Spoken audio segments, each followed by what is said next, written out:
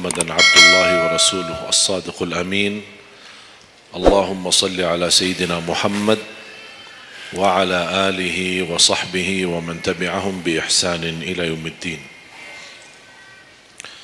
سبحانك لا علم لنا إلا ما علمتنا إنك أنت العليم الحكيم. Alhamdulillah, syukurillah, masih diberikan oleh Allah Subhanahu wa taala kesempatan kita bisa bertemu, silaturahim, sama-sama kita belajar dan mempersiapkan diri untuk menyambut bulan suci Ramadan. Tidak terasa begitu berjalan waktu. Perpisahan dari bulan suci Ramadan, sebentar lagi menyambut bulan suci Ramadan. Kalau 1 tahun sudah berlalu, kira-kira 30 hari Ramadan bagaimana? 1 tahun sudah begitu luar biasa cepat. Dan ini menjadi bagian dari umur kita. Bertambah 1 tahun, berlalu 1 tahun, berarti akan melangkah lebih dekat kepada kematian.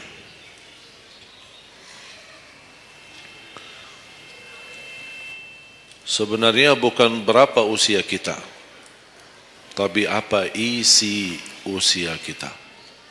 Isinya apa? Dan sebagaimana Rasulullah SAW menjelaskan di hadis yang sahih, di hari kiamat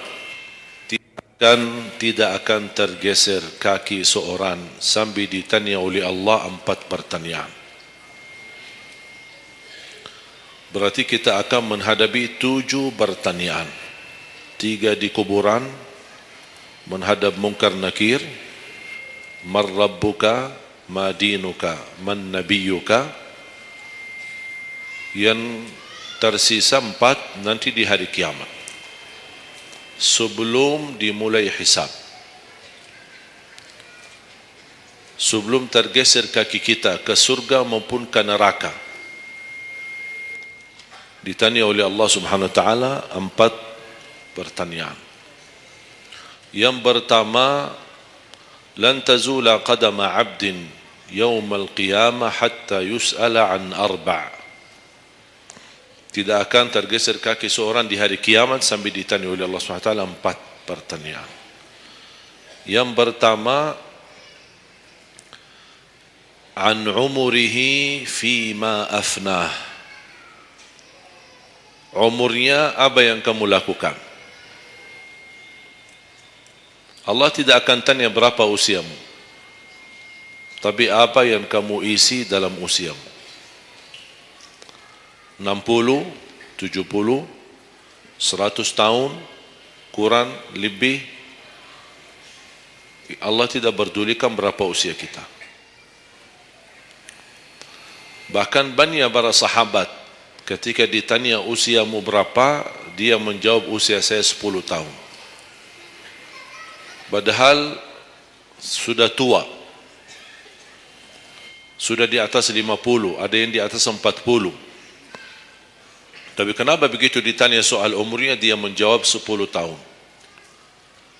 Ternyata mereka menghitungkan usia yang sebenarnya adalah usia yang terisi taat. Masa jahiliyah, sebelum datangnya Islam, mereka menganggap itu semua usianya sia-sia.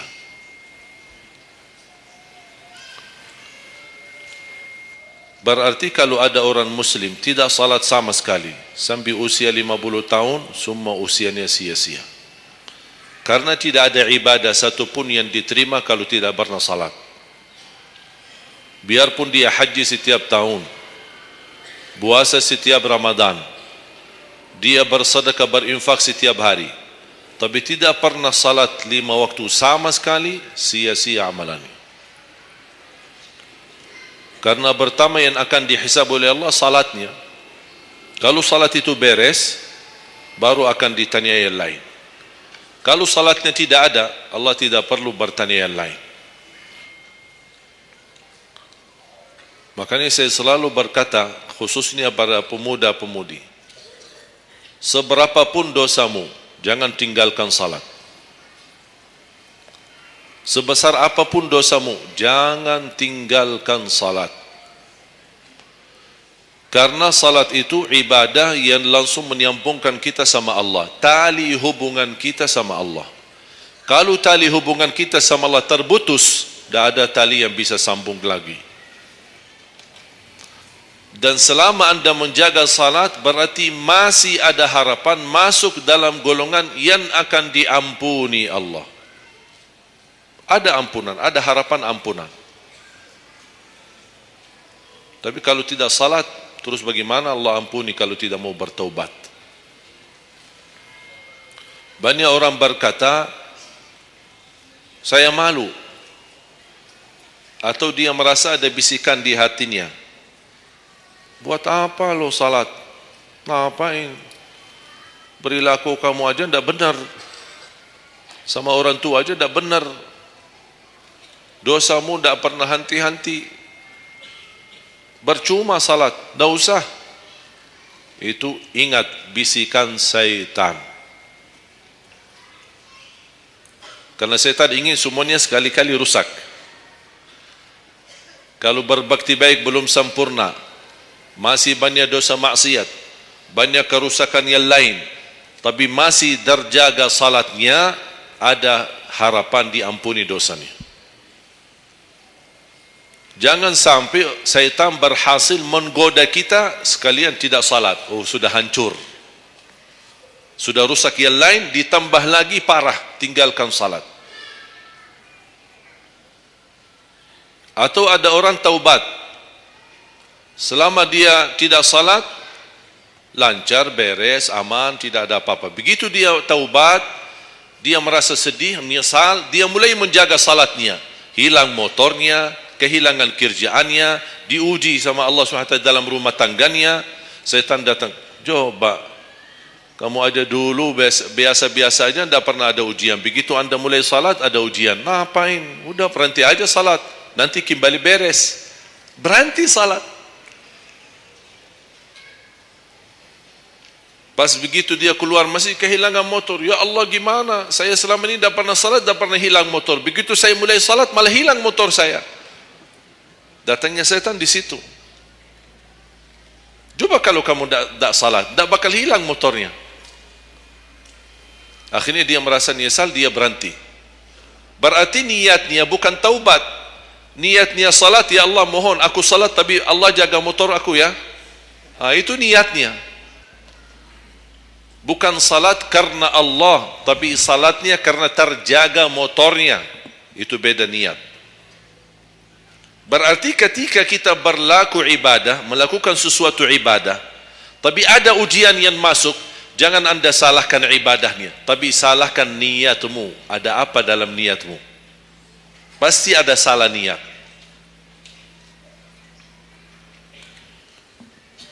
Dan itu inti daripada umur kita. Allah berikan 60 tahun. Kemarin saya hitungkan, kalau standar umur umatku kata Rasulullah kan 60 sampai 70. Itu kira-kira kurang lebih. Ada yang lebih tua, lebih panjang usianya, ada yang lebih muda. Tapi standar kata Rasulullah SAW, a'maru ummati baina 60 wa 70. Standar umur umatku antara 60 sampai 70. Ada yang melebihi dari itu, tapi sedikit sekali dibanding yang lebih muda. Saya kemarin hitungkan 60. Apa yang kita lakukan di dalam usia 60 tahun. Dari lahir sampai balik. Sampai tahun berapa? 15? Kita sepakat 15? 15 tahun. Berarti sebelum balik belum taklif. Sebelum balik belum taklif. Haji boleh tapi tidak wajib, karena syarat haji harus balik. Syaratnya harus balik, walaupun diperintahkan, dibiasakan untuk melaksanakan salat.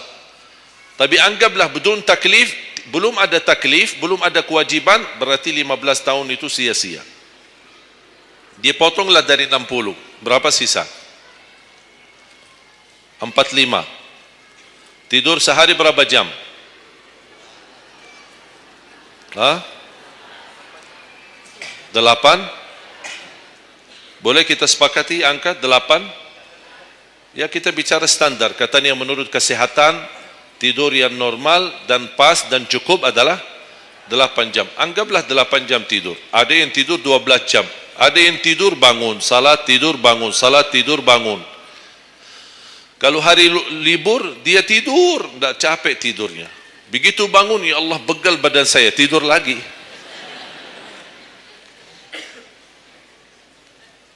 Saya hitungkan 8 jam. 8 jam dalam sehari berapa kalau dibagi? Dalam sehari. Sehari berapa jam? 24 jam. 8 bagiannya berapa jadinya? Sepertiga. Sepertiga sehari tidur. Sepertiga 60 tahun berapa? 20. 20 tahun ngapain? Tidur. 20 tahun cuman kerjaannya tidur. Mulai dari 8 jam. Coba, memang terlihat angkanya tidak terlalu besar. Tapi kalau dihitung dalam usia 60 tahun, 20 tahun tidur. Ditambah 15 belum taklif, jadi 35. Tersisa berapa dari 60? 25. Cari nafkah dan rezeki. Kerjaan, standar kerja, jam kerja berapa jam? 8. Berarti 60 tahun berapa jam? Berapa tahun kita kerja? 20 tahun. 20 tahun cari menjadi kaya. Tapi 20 tahun masih stres. Tak jadi kaya-kaya. Masih bermasalah. Ditambah habis 20 tahun pensiun, tambah hutang. Belum lagi hutang sana sini.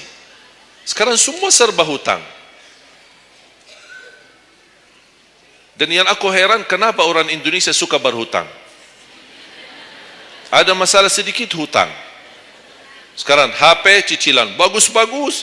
Begitu saya kemarin diajak sama teman foto, saya lihat HP ini, Masya Allah HP yang terbaru ini. Maaf Pak, cicilan. Jadi jangan ditipu, jangan tertipu ketika anda melihat handphone baru sama orang, langsung anda baik sangka barangkali cicilan.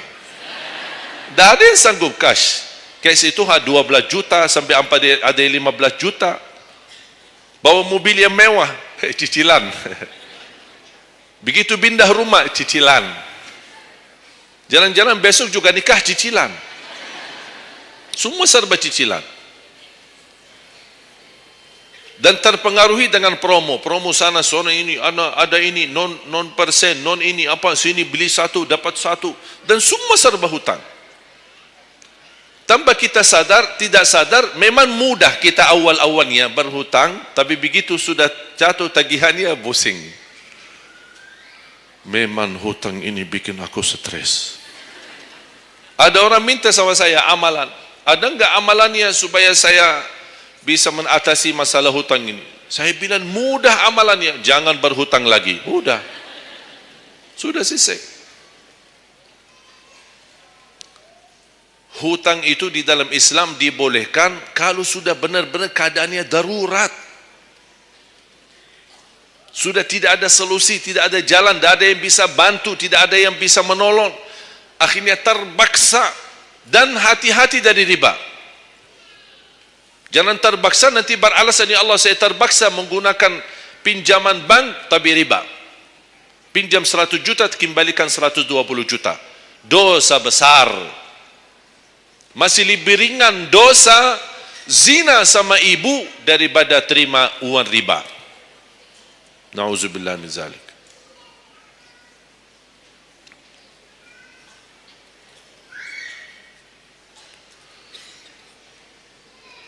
Dua 20 tahun cari kerja.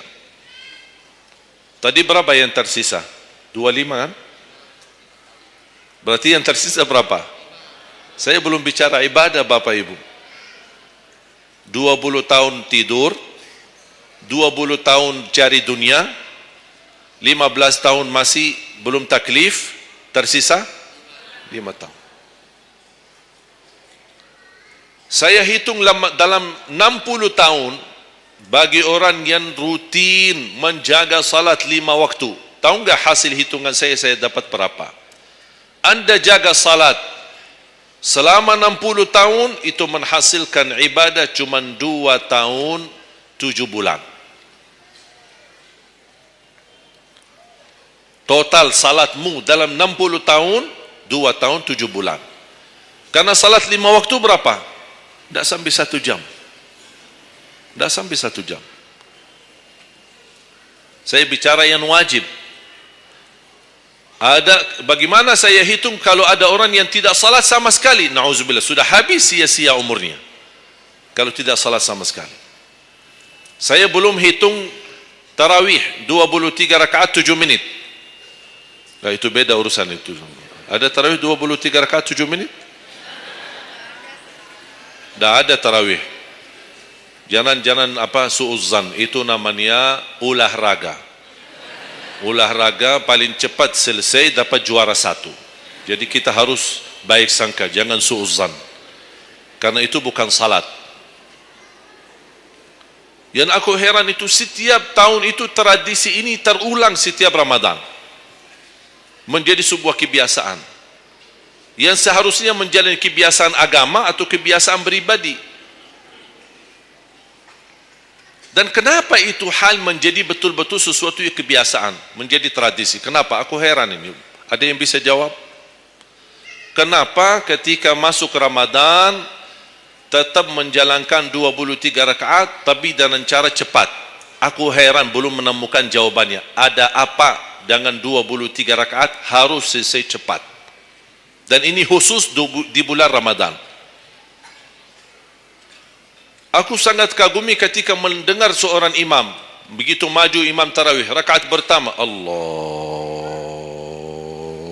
Akbar, Masya Allah, kepanjangan takbirnya. Saya sudah alhamdulillah, pasti nikmat, enak. Bismillahirrahmanirrahim, alhamdulillahirabbil alamin, astaghfirullahalazim. Saya kaget, barusan sudah enak, ngapain cepat-cepat?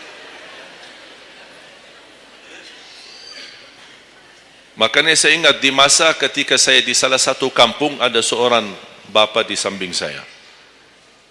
Saya datang ke masjid, sudah mereka mulai tarawih. Yang aku kasihan bapa di sebelah saya, barangkali usia 80, 90. Gerakannya tidak sama seperti kita. Kan kita masih muda, masih bisa mengejar imam. Habis bacaannya imam, saya tidak bisa mendengar kecuali ujung ayat. Oh, ini Al-Fatihah. Bismillahirrahmanirrahim. An-Na'im. Apa? Alhaakumut takatsur. Allahu Akbar. Sami'allahu liman hamidah. Allahu Akbar. Saya masih ikut.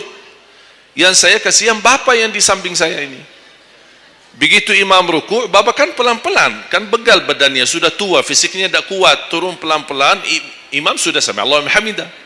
Bapa berdiri lagi, dah jadi rukuk bapa. Bas begitu sujud, kita semua turun sujud. Bapa saya lihat pelan-pelan sambil batu-batu. Turun. Begitu dia sudah mau nyampe, imam sudah rakaat kedua. Bapa malah berdiri lagi, dah jadi sujud. Astaghfirullahalazim, kasihan bapa, dah jadi rukuk, dah jadi sujud. Pas di rakaat yang kedua, saya megang tangannya, Pak, kita pulang aja deh. Mendingan salat tarawih di rumah sendiri. Itu bukan salat tarawih. Ramadan cuma berapa kita menemukan Ramadan?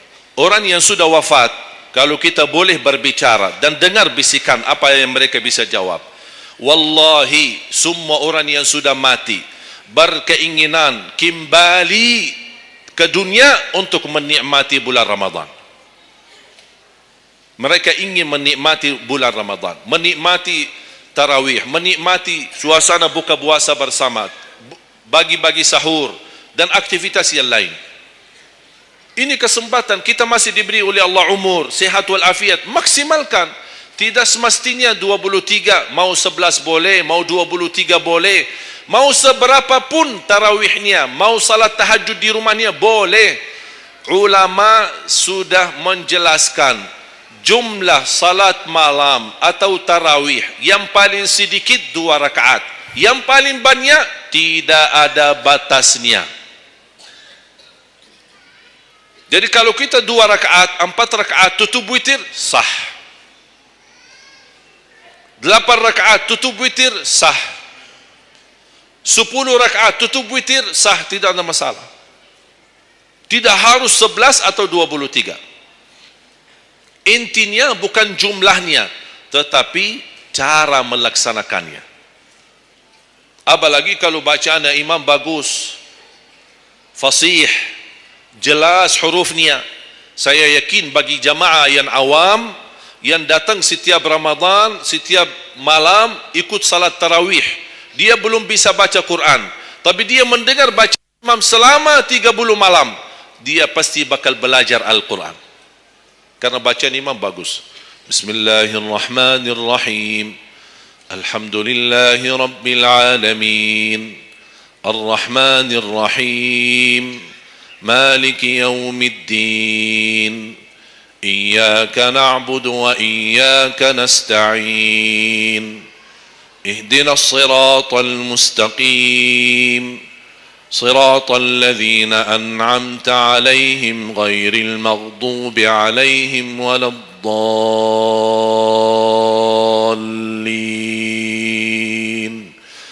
Amin. Kalau tidak dapat manfaat mengikuti salat tarawih di belakang imam yang bacaannya fasih selama 30 hari, anda cuma dapat benarkan bacaan Al-Fatihah, wallahi nikmat, syukur. Selama 30 malam anda cuma dapat membenarkan bacaan Fatihahmu, sudah luar biasa. Tidak usah bicara ayat yang lain, hanya Al-Fatihah saja. Kenapa? Tidak sah salat kita tanpa Al-Fatihah. Kata Imam Nawawi, di dalam suratul Fatihah ada 14 tasdid. Ada 14 tasdid, hurufnya yang ditekan. Ada 14. Tertinggal 1, batal salatnya. Dan Imam Nawawi berikut mazhab Syafi'i. Makanya jamaah sekalian, wajib hukumnya belajar Al-Fatihah, bukan sunnah. Wajib hukumnya belajar surat Al-Fatihah. Perbaiki, benarkan bacaanmu. Karena tergantung Fatihahnya itu salatnya sah atau tidak. Itu tergantung Al-Fatihah. Makanya saya harap mulai dari hari ini anda semua bersungguh-sungguh belajar suratul Fatihah. Jangan anda targetnya mau hafal 30 juz. 30 juz anda hafal tapi tidak benar suratul Fatihah, sia-sia. Tidak ada manfaat. Karena anda baca suratul Fatihah, tidak baca ayat yang lain sama sekali, masih tetap sah salatnya.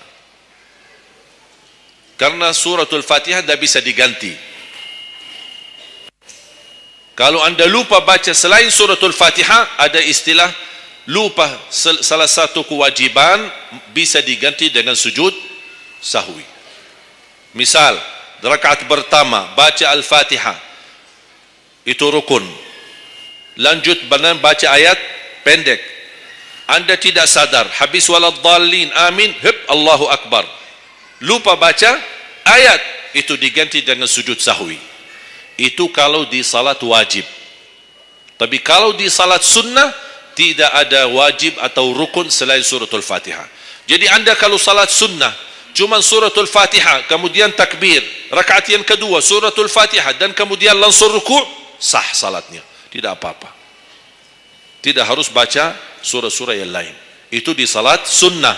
Tapi kalau di salat wajib, hukumnya baca Al-Fatihah rukun, hukum baca surah yang lain wajib. Kalau terlupa, diganti dengan sujud sahwi. Sujud sahwi 2 kali sebelum salam. Habis tahiyat, sujud 2 kali, kemudian langsung habis itu salam. Dan habis sujud sahwi tidak bagi tahiyat lagi. Sudah cukup tahiyat yang anda baca. Makanya kembali lagi jamaah sekalian, umur bukan berapa usianya, tapi apa isinya. Maka Rasulullah SAW bersabda, ni'mal abdus salih man tala umur wa hasun amalu. Sebaik-baik hamba yang salih, yang panjang usianya, tapi baik amalannya. Baik amalannya. Bulan Syaban ini sekarang tersisa kurang lebih 14 atau 16 hari. Rasulullah SAW punya kebiasaan puasa Syaban full. Sampai kata Siti Aisyah, tidak pernah aku melihat Rasulullah puasa 1 bulan penuh selain bulan Ramadan sebagaimana di bulan Syaban. Penuh ni Rasulullah SAW. Bukan nisfu. Setiap datangnya Syaban ditanya nisfunya, mana nisfu Syaban? Nisfu. Full Syaban, puasa saja. Di awal boleh, di tengahan boleh, di akhir boleh. Yang tidak boleh, yang tidak pernah puasa Syaban, pas begitu berakhir, mau mendekati Ramadan, seminggu terakhir atau 10 hari terakhir, itu ada sebagian ulama berkata makruh. Kalau sudah 2 hari terakhir bulan Syaban, Anda tidak pernah ada puasa sebelumnya, itu dianggap oleh ulama haram. Apalagi kalau sudah jatuhnya di hari keraguan, hari ragu-ragu, kemungkinan ini bisa hari terakhir, kemungkinan bisa masuk Ramadan, isbat Ramadan. Termasuk ibu-ibu dan jamaah sekalian yang masih punya hutang, segera lunasi hutangnya. Jangan begitu sudah mendekat puasa, Anda punya hutang 7 hari, tersisa bulan Ramadan 5 hari. Syekh, apa? Aku punya hutang 7 hari, sedangkan yang tersisa bulan Ramadan itu tinggal 5 hari lagi mau masuk Ramadan. Aduh, 1 tahun tidak pernah tanya. Begitu sudah mepet baru cari jawabannya. Itu karena hukuman nanti. Tetap diganti puasa yang dari tahun yang lalu. Tetap bayar hutangnya dan kena denda setiap hari kena fidyah. Jadi seandainya Anda masih punya hutang dan masuk Ramadan, Anda belum lunasi, tetap hutang itu terbawa nanti. Pas habis Ramadan, Anda punya kewajiban bayar hutang. Tapi karena Anda mundurkan sampai masuk Ramadan, Anda punya kena denda. Ditambah lagi, bukan hanya bayar dengan puasa ganti puasa, tapi ada lagi namanya fidyah. 1 hari 1 orang miskin diberikan kecukupan makanan. Makanya kembali lagi, yang punya hutang segera lunasi hutangnya. Masih ada kurang lebih 15 atau 16 hari. Jangan sia-siakan umurmu. Yang kedua, pertanyaan Allah Subhanahu wa taala, wa an syababihi fima ablah. Usia mudahmu, apa yang kamu berjuangkan? Apa yang kamu lakukan?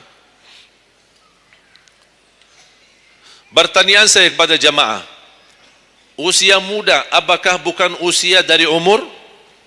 Bukan sesuatu dari umur? Usia muda bukan sebagian dari umur? Dari total umur? Bukan. Dari total umur. Tapi kenapa Allah bertanya soal umur secara total dan ditanya lagi soal usia mudahmu? Kenapa? Padahal kan sudah cukup Allah tanya tanda umurmu, ditanya lagi tanda usia mudamu. Kenapa 2 kali ditanya? Allah tidak mencukupi dengan pertanyaan umur, total umur kita, tapi Allah menambahkan lagi, itu menjadi beban bagi seorang pemuda. Allah bukan akan tanya total usia umurmu, tapi akan Allah tambah lagi pertanyaannya, apa yang kamu lakukan di usia mudahmu? Usia muda itu sangat, menurut saya sangat sensitif. Anak muda yang taat, istiqamah di sisi Allah lebih baik daripada yang tua yang taat. Sekali lagi, dan yang tua-tua jangan tersinggung ya. Yang muda yang taat, istiqamah di sisi Allah lebih mulia daripada yang tua yang taat. Sama-sama taat, tapi kenapa yang muda lebih mulia? Karena godaannya lebih besar. Kalau yang tua, nah, apa yang mau digoda? Habis sudah. Tidak ada fisik, tidak ada tenaga, tidak ada apa. Kalau yang muda banyak godaannya. Pandangan matanya, telinganya, hawa nafsunya, sahwatnya, fitnah sana sini. Mudah digoda anak muda. Makanya Allah berikan kemuliaan.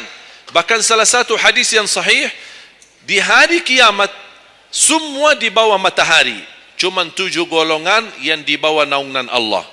Di antaranya wasyabun nasya'a fi ta'atillah, seorang pemuda yang menjaga diri dalam bertaat kepada Allah. Dia dapat keistimewaan di hari kiamat bersama pemimpin yang adil, bersama seorang laki-laki yang tergantung dengan masjid berapapun usianya. Ditambah lagi seorang pemuda yang bisa menjaga diri dalam bertaat kepada Allah Subhanahu wa taala. Dan kalau kita baca sejarah ulama, semua berjuang untuk agama semuanya muda. Tak ada yang tua. Bilal ibn Rabah seorang pemuda, Abdullah ibn Mas'ud penghafal Al-Quran seorang pemuda, Abdullah ibn Umar seorang pemuda, dan banyak yang lain. Muhammadul Fatih yang membebaskan Konstantinia dan memperjuangkan Islam menjadi panglima, masih di bawah usia 21 tahun. Dan banyak sejarah-sejarah. Imam Syafi'i masih sangat muda, bahkan meninggal dunia masih dalam keadaan masih sangat muda, belum sampai usia 50-an tahun. Dan banyak yang lain. Makanya pengaruh bahkan taruhan besar bagi umat Islam itu tergantung pemuda.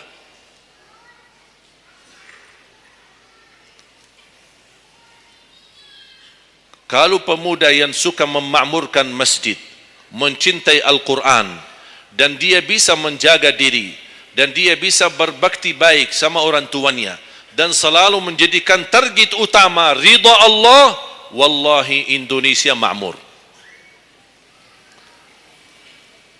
Kalau pemudanya jauh dari masjid, sibuk hanya bacaran, dan dia meninggalkan salatnya, jauh dari hal-hal yang baik, justru dia jatuh dalam narkoba dan berkali macam-macam dosa dan maksiat, hancurlah negeri Indonesia. Indonesia tergantung pemuda. Maaf, bukan tergantung para tua, tergantung pemuda. Makanya saya bahagia sekali ketika kemarin tanggal 17 April, saya bahagia sekali ketika melihat semua pemuda-pemuda ikut nyoblos di TPS. Walaupun kita belum lihat hasilnya, tapi sabar. Sabar. Ini ujian. Jangan ada orang terlalu muda diadu domba. Sabar. Apapun keputusannya kita tunggu. Keputusan yang resmi dari KPU. Keputusan yang benar, tidak benar, serahkan kepada Allah. Hati-hati, jangan terlalu muda diadu fitnah. Sama-sama Muslim. Jangan kita diadu domba di antara kita sesama. Bahaya sekali kalau terjadi konflik gara-gara pemilu dan kepentingan politik. Silahkan lihat apa yang terjadi di Timur Tengah. Semua kejadian di Timur Tengah, awal langkah kejadian itu gara-gara kepentingan politik. Yang menjadi korban rakyat. Orang politisi hidup di negeri Eropa, nikmat, senang, bahagia, semuanya serba ada. Mereka tidak bahaya, tapi yang bahaya rakyat. Yaman, Suria, Irak, dari tahun 90 sampai sekarang Irak tidak bisa aman. Ada orang bawa berita itu Irak saudara dan mereka perang saudara antara Sunnah dan Syiah. Bohong, tidak benar. Ratusan tahun mereka hidup damai antara Sunnah dan Syiah, tidak pernah bermasalah. Tapi karena langkah awal kepentingan politik, lama-lama terpengaruhi dengan perbedaan aliran dan berbeda pendapat. Kalau sudah kita menjadi korban dan terpengaruhi demi kepentingan politik, mudah diadu domba, besok-besok akan terjadi perang antara Sunni sama Syiah di Indonesia. Besok lagi akan terjadi antara aliran-aliran yang lain sama golongan-golongan yang lain. Bisa terjadi perpecahan belah. Itu yang diinginkan oleh musuh Islam. Jangan diberikan kesempatan. Terjadi ujian, memang kita menghadapi ujian. Bukan hanya umat Islam di Indonesia. Di Palestina sudah 60, bahkan sudah sampai 70 tahun mereka menghadapi ujian. Tapi kekuatan sabar luar biasa. Tidak pernah putus asa. Biarpun mereka tidak bersenjata, tidak punya apa-apa melawan musuhnya Israel, tapi mereka tetap tidak pernah putus asa, tidak pernah pasrah. Mereka tetap berjuang, mencintai Masjidul Aqsa. Saya merasakan perjuangan pemuda ketika saya ke sana, ke Masjidul Aqsa. Makanya jemaah sekalian, kita bisa memperjuangkan, tapi tambah membuat permusuhan. Kita masih bisa bertahan. Dan insya Allah ada jalan keluar dari segala kesusahan. Dan Allah tidak mungkin membiarkan kezaliman terjadi. Kalau kita merasa terzalimi, tidak apa-apa, tunggu. Dan kita harus belajar saling menghormati. Yang memilih 01 itu hakmu, tapi anda tidak berhak mencaci maki 02. Yang memilih 02 itu hakmu, tapi anda tidak berhak mencaci maki 01. Sama-sama Muslim, sama-sama orang Indonesia. Malu kita, kadang-kadang aku sedih melihatku ini terjadi permusuhan. Ulama di sini mencaci maki ulama yang di sana, ulama yang di sana membalas lagi dan apa aduh. Ya Allah, malu kalau di antara ulama saja terjadi persoalan permasalahan. Gimana orang awam? Makanya selalu saya dalam doaku, ya Allah satukan dan rapatkan hati para ulama kami. Satukan saf ulama kami. Ada perbedaan itu wajar, tapi yang tidak wajar ada permusuhan.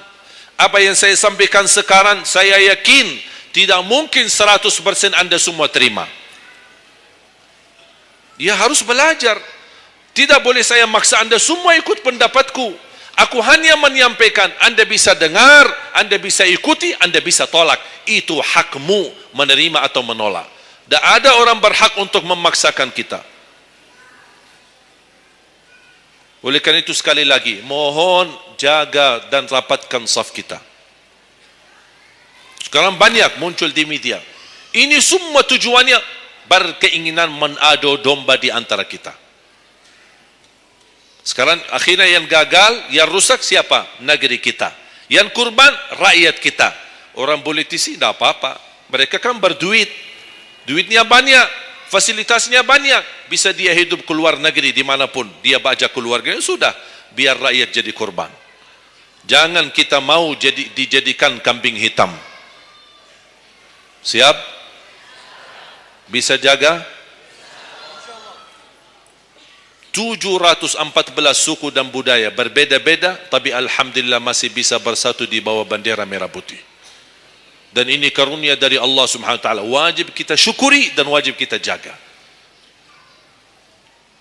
Dan kita berdoa. Sekarang anda sudah ikut memilih kan? Sudah memilih? Sudah, itu ikhtiar. Anda sudah selesaikan tugasmu. Sekarang apa yang harus kita lakukan?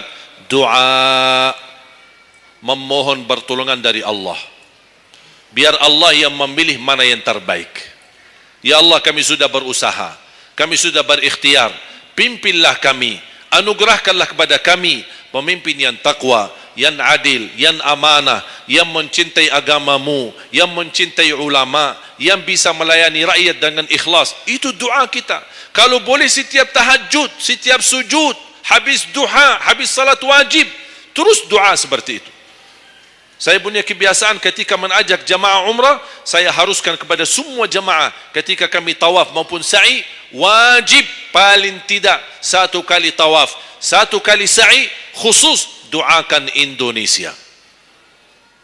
Karena Indonesia apalagi saat ini sangat membutuhkan doa kita. Sebagaimana kita berduli kepada saudara kita Palestina dan kita bantu, kita mendoakan. Kalau Indonesia tidak perlu bantuan dana, tapi butuh doa kita. Makanya jangan pelit untuk mendoakan negeri kita Indonesia. Faham? Yang ketiga,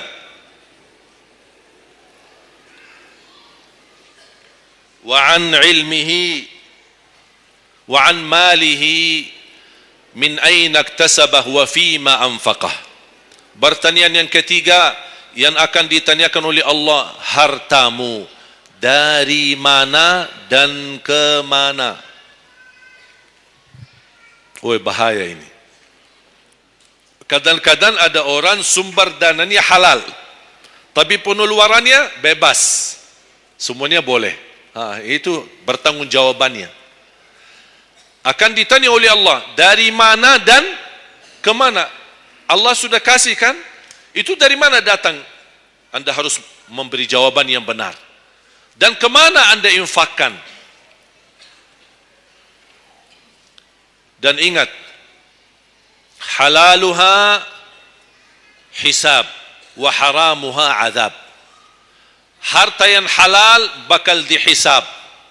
Sekarang banyak orang salah faham. Orang fikir kalau ada harta yang haram akan dihisab oleh Allah. Tidak. Yang dihisab bukan yang haram, tapi yang halal. Dari mana dan ke mana? Terus yang haram gimana? Ngapain? Diazab. Anda sudah tahu itu haram, tapi Anda lakukan, Allah tak perlu tanya lagi kenapa Anda lakukan. Allah pergi langsung diazab. Na'udzubillah min zalik. Hati-hati. Oleh karena itu bahagia kata Rasulullah SAW, seorang yang mulia, yang Allah berikan kekayaan, diberikan kemampuan, tapi dia bisa menggunakan dengan sebaik-baiknya. Ni'mal malus salih indal abdis salih. Sebaik-baik harta yang halal di tangan hamba yang salih. Itu termasuk harta yang terbaik. Kenapa yang terbaik di tangan orang yang salih? Karena orang salih tidak mungkin salah guna. Dia sudah jaga sumber, dia juga pengeluarannya jelas. Untuk kebutuhan keluarga, tidak mubazir, tidak berlebih-lebihan. Katanya halal, berarti bebas belanja. Tidak bebas. Islam tidak menanjurkan seperti itu. Anda boleh ambil kebutuhanmu, tapi jangan berlebih-lebihan. Mohon maaf, coba sekarang tanya ibu, tanya diri sendiri masing-masing. Berapa macam baju di lemari kita? Sudah, mohon maaf, tak usah bahas yang lalu. Terlanjur belanja karena ibu merasa tidak tidak tega, merasa keberatan kalau setiap acara itu aja yang dipakai. Pagi acara, besok siang pulang ganti. Siang malam ada acara lagi, ganti lagi. Karena merasa malu. Apalagi kalau ketahuan, bukan yang tadi pagi ini ya. Oh, tidak, beda warna. Memang sama model tapi beda warna. Malu karena orang-orang itu. Apain kau? Makanya udahlah, terlanjur. Itu memang mohon maaf kebiasaan wanita. Tapi saya usulkan baju-baju yang sudah lama tidak dipakai, ngapain simpan? Sudah, bebaskan, infakkan, sedekahkan. Saya kemarin bermusyawarah dengan tim-tim yayasan kami untuk membuat satu lembaga khusus yang punya pakaian-pakaian yang sudah lama tidak dipakai. Apapun boleh, alat meja, sofa, apa saja yang di rumah, karpet, yang bukannya sesuatu yang tak pernah dipakai, barang makanan, piring, sendok, apa saja, insyaallah kami bisa ditarik dan dikawal dan dikelola lagi, dikelola ulang, termasuk baju-baju. Kalau ada yang robek, ada yang ini, kita bisa jahit, kita bisa perbaiki dan kita sedekahkan. Bisa di dalam negeri dan bisa di luar negeri. Alhamdulillah program ini berjalan di kota Madinah. Alhamdulillah tidak ada lagi mubazir yang buang baju sia-sia. Semuanya bisa dimanfaatkan. Mudah-mudahan terwujud program ini agar ibu-ibu tidak terbeban. Ada kelebihan mau pindah rumah. Biasanya kalau pindah, apalagi kalau orang kaya, pindah rumah mana barang-barang dibawa lagi? Barang-barang besi yang baru-baru semua. Terus yang tersisa kemana? Dibuang atau tidak tahu kemananya. Udah, kita yang ambil, kita yang kelola, yang perlu diperbaiki kita perbaiki, dan kita hantarkan kepada warga-warga yang miskin yang mereka tidak punya apa-apa. Setuju? Yang terakhir, yang keempat, wa an ilmihi madza amila bihi. Allah akan tanya terhadap ilmumu, apa yang kamu lakukan. Jadi jemaah sekalian, intinya bukan berapa banyak ilmumu, tapi berapa yang Anda amalkan. Oleh karena itu, jangan terlalu banyak belajar. Belajar dan amalkan. Walaupun Anda belajar cuman sedikit, itu jauh lebih baik daripada Anda banyak belajar tapi tidak sempat mengamalkan. Belajar, amal. Belajar, amal. Dan ilmu yang bermanfaat yang diikuti dengan amalun salih. Ada orang Masya Allah semangat, ke sana belajar, sana belajar, sana belajar, tapi tidak pernah mengamalkan. Dikasih amalan zikir, wirid, tidak diamalkan. Ditambah lagi amalan yang kedua, tidak diamalkan. Akhirnya terbeban, banyak amalan belum ditunaikan. Itu menjadi beban. Nanti di hari kiamat, Allah akan tanya, sudah berapa lama kamu belajar? Sudah berapa banyak ilmumu? Apa yang kamu amalkan? Oleh karena itu jamaah sekalian, tolong jaga. Boleh anda belajar, tapi anda amalkan. Kalau ada orang berkata, daripada saya salah, ya udah tidak usah belajar. Oh, bahaya lagi. Ada orang berkata, daripada saya perlumpun dan bisa mengamalkan, mendingan saya tidak usah banyak belajar. Udahlah, biar saya tunaikan dulu yang sudah saya belajari. Tidak. Tetap anda belajar dan mengamalkan sesuai kemampuannya. La yukallifullahu nafsan illa usaha. Walaupun anda belum tunaikan seluruh amalannya, tidak apa-apa. Tapi anda sudah ada niat, anda sudah ikhtiar, anda sudah tunjukkan yang terbaik. Tapi kemampuannya memang sampai segini, kemampuannya memang terbatas. Tidak apa-apa, Allah melihat anda sudah bersungguh-sungguh untuk mengamalkan apa yang anda belajari. Oleh karena itu, saya kasih satu amalan. InsyaAllah mudah-mudahan bermanfaat. Sedekah subuh. Sedekah subuh, kenapa saya berkata sedekah subuh? Bukan berarti tidak boleh sedekah di waktu yang lain. Semua sedekah boleh di setiap waktu dan setiap saat, hari Jumat maupun selain hari Jumat. Tapi sedekah subuh itu termasuk sedekah yang terbaik. Kenapa? Bukan kata saya, tapi kata Rasulullah sallallahu alaihi wasallam. Setiap waktu subuh Allah turunkan malaikat, tugasnya mendoakan orang yang bersedekah subuh hari. Allahumma a'ti munfiqan khalafa. Ya Allah, ganti yang lebih baik bagi orang yang infak di subuh hari. Ibu-ibu lagi halangan tidak salat, sebelum beraktivitas isi sedekah subuh. Anda tidak usah susah-susah mencari anak yatim dan orang miskin di subuh hari. Mulai hari ini masing-masing bikin kotak amal atau botol atau kaleng, simpan di rumah. Setiap habis salat subuh sebelum beraktivitas isi sedekahnya. Apalagi kalau sedekah itu disertai doa. Begitu anda sedekah, sebutkan hajatmu. Ya Allah, dengan berkah sedekah ini, ya Allah, saya ingin nikah. Mudahkan jodoh. Nikah lagi juga boleh doa, tidak apa-apa. Ada yang sedang melamar kerjaan, anda isi, wallahi dahsyat, amalan ini wallahi dahsyat, manfaatnya banyak untuk menyembuh penyakit, menabulkan hajat, memudahkan urusan. Dan tidak pernah saya sampaikan amalan ini, semua alhamdulillah berhasil mendapatkan hajatnya.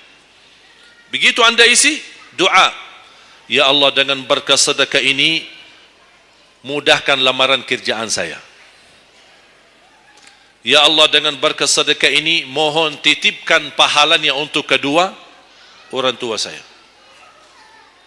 Kalau ada yang merasa dirinya suka marah, suka emosi, ya Allah, dengan berkah sedekah ini tenangkan hati dan jiwa saya agar tidak emosi lagi. Ya Allah, dengan berkah sedekah ini karuniai kepada aku anak penghafal Al-Quran. Bu, jemaah sekalian, saya berkeluarga 12 bersaudara, timnas. Dan kami memang sudah disusun satu lusin. 12 ini mempersiapkan kalau timnas kita belum mampu membawa juara, insyaAllah kami sekeluarga siap mengganti timnas. Alhamdulillah, dari saudara saya 12 ini 10 penghafal Al-Quran. Tapi orang tua saya awam. Percaya enggak? Orang tua saya bukan ulama, bukan kiai, bukan ustaz. Ayah saya belajar kelas 3 SD. Ibu saya tidak pernah masuk sekolah sama sekali. Sampai usia 40 tahun masih buta huruf, tidak bisa baca Quran. Tapi Allah berikan karunia keturunan penghafal Al-Quran. Berkat apa? Salat mereka dan sedekah mereka, termasuk doa. Itu berjuangan mereka. Alhamdulillah, sekarang ayah saya, ibu saya penghafal Al-Quran, yang jadi gurunya anaknya sendiri. Sekarang di Indonesia saya bawa 5 adik saya dan ditugaskan menjadi imam tarawih. Saya bawa mereka pindah dari Arab kemari. Ada 5. Yang perempuan sudah dinikahkan sama orang Indonesia, orang Jakarta. Dan saya dorong adik saya yang perempuan untuk menghafalkan suaminya biar jadi penghafal Quran. Yang 4 laki-laki, ada yang 2 bawa istrinya masing-masing dari Arab, yang 2 lagi saya nikahkan di Indonesia sama orang Indonesia. Ada 1 sama orang Sunda, 1 sama orang Lombok. Jangan khawatir Bu, masih ada lagi. Bahkan saya dorong adik-adik saya semua wajib nikah 4. Masing-masing 4 istri. Kenapa? Supaya banyak keturunan. Kalau bisa setiap 1 istri 12, 1 lusin. Masya Allah, luar biasa. Mengapa? Karena kita punya perjuangan yang masih panjang. Cita-cita saya mencetak 1 juta penghafal Al-Quran di Indonesia. Ketika saya datangkan adik saya tugaskan sama mereka dan tegas, kalau kalian datang hanya mau berhiburan, pulang. Kalian di sini untuk bersama-sama memperjuangkan untuk mencetak 1 juta penghafal Al-Quran. Dan alhamdulillah program ini sudah jalan. Dan kita terus memperjuangkan, dan saya harap semua jamaah insya-Allah berkenan terlibat dalam program ini. Cita-cita saya semua masjid se-Indonesia insya-Allah diimami imam penghafal Al-Quran 30 juz. Bahkan lebih hebat lagi cita-cita saya, insya-Allah saya yakin akan terjadi. Insya-Allah di demikian hari, di waktu yang Allah insya-Allah tentukan, insya-Allah presiden kita penghafal Al-Quran. Coba, ya Allah, rasanya enak. Langsung diumumkan di Masjid Istiqlal, khatib dan imam salat Idul Fitri, penghafal Al-Quran 30 juz, Presiden Republik Indonesia. Oh, mantap. Imam salat Idul Adha, Presiden kita. Salat Jumat, khatib dan imam, Presiden kita. Tidak perlu ganti imam. Udah, tidak perlu ganti imam, subhanallah, luar biasa. Coba saya kagumi ketika membaca dan melihat YouTube-nya Presiden Erdogan Turki. Walaupun beliau bukan penghafal Al-Quran, tapi murattal bacaannya beliau, Masya Allah.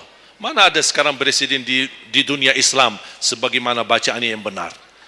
Ini sudah saatnya, tapi bukan sekarang ya, nanti maksud saya sabar dulu. Nanti jadi kacau nanti semua. Nah, sabar dulu. Insya Allah ada waktunya. Insya Allah. Mulai dari sekarang kita ayo bersama-sama mempersiapkan untuk kalau anda gagal menjadi penghafal Al-Quran, jangan gagal anakmu, cucumu, generasi yang ini semua. Kita melihat, saya bangga. Kenapa saya semangat untuk mencetak 1 juta penghafal Al-Quran? Itu berkatnya acara Hafiz Indonesia. Nonton kan acara Hafiz Indonesia? Nangis ya? Habis tisu kan? Tahu enggak salah satu karunia Allah untuk Indonesia?